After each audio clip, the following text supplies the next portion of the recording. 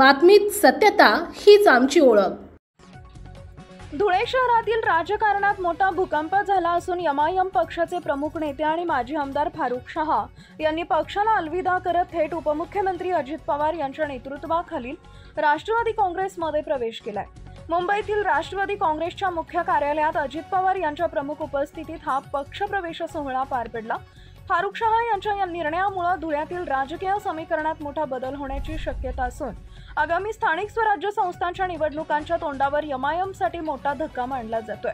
फारुख शहा हे धुळे परिसरात प्रभावशाली नेतृत्व म्हणून ओळखले जात असल्यानं त्यांच्या प्रवेशामुळे राष्ट्रवादी काँग्रेस अजित पवार गटाला ताकद मिळणार आहे। त्यांच्या समर्थकांचा ओघ देखील आता राष्ट्रवादीकडे वळण्याची शक्यता असून या घडामोडींमुळे शहरातील राजकीय मतपेढीवरही परिणाम होणार हे निश्चित आहे। आपल्या परिसरातील महत्त्वाच्या बातम्या पाहण्यासाठी आजच आमच्या JBTV न्यूज चॅनलला YouTube वर सबस्क्राइब करा आणि बेल आयकॉन प्रेस करा।